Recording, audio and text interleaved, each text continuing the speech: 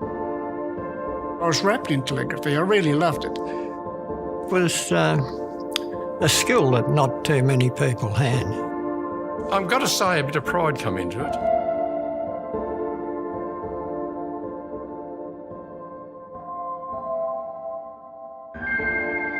There's 26 combinations of dots and dashes. No two are the same.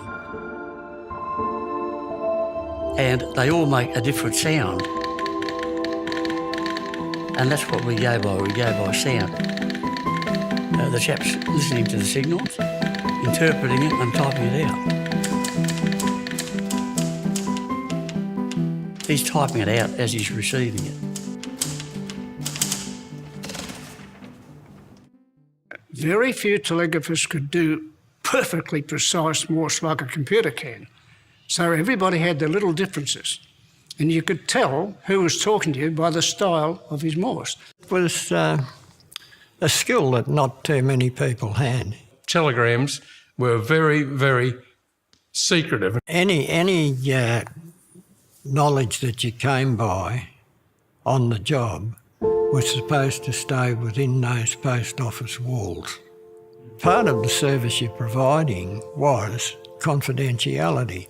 When they paid their shilling for 14 words in a telegram, they were also paying for the contents of that telegram to not go any further than between them and the person that's addressed to. I've got to say that we had to sign the Crimes Act, that we weren't to divulge any part of any message or anything you saw that might be helpful to other people.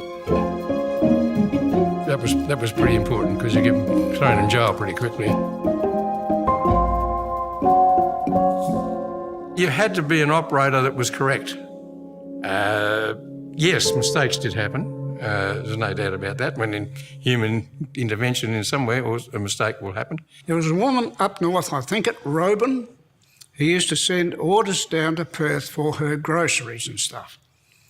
And she once ordered a cake of Lifebuoy soap. And on the day when the plane brought her grocery stuff up, she got on a bicycle and went out to the airport. When she got there, the pilot said, "Where's your utility?" She said, "I don't need a utility. All my groceries will fit in my little basket on the front of my bicycle." He said, "I don't think so. There's a case of Lifebuoy soap here for you." And what had happened, the word cake had somehow or other been transmitted or received as the word case. So she had 144 cakes of Lifebuoy soap.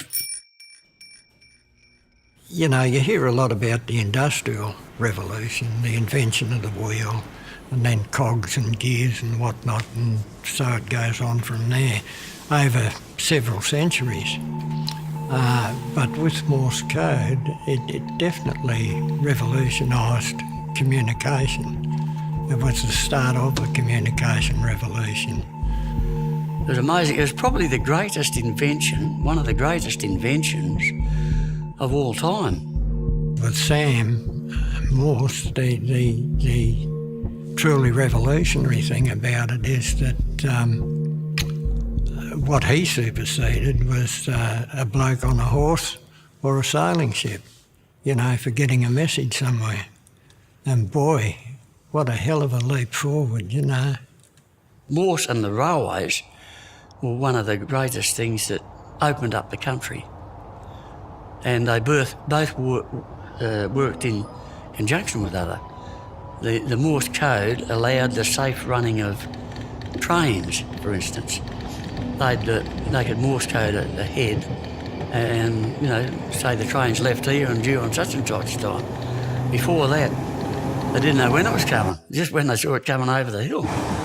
That's the initial building block for all the whiz-bang stuff that we do enjoy today.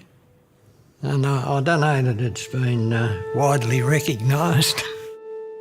This is the whole point of it, isn't it? Everything starts somewhere. When Samuel Morse invented this, he would have been the hero of the world. But this looks silly now with your mobile phones around. Telephones and teleprinters, they more or less sealed the doom of Morse.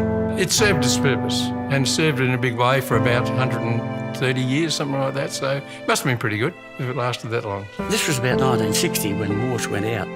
I think a lot of us were a bit saddened when they eventually gave it away.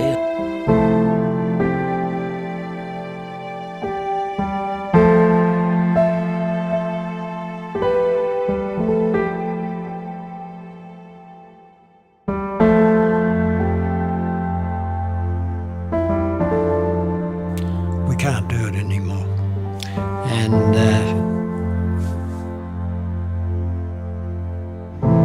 we were trying to keep Morse alive, and Morse code is something that people aren't learning now. And most of us are in our 80s. We're getting frail, sick.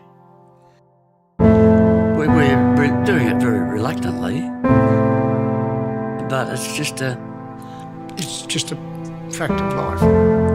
So I'm sad to see the Morsecodians go.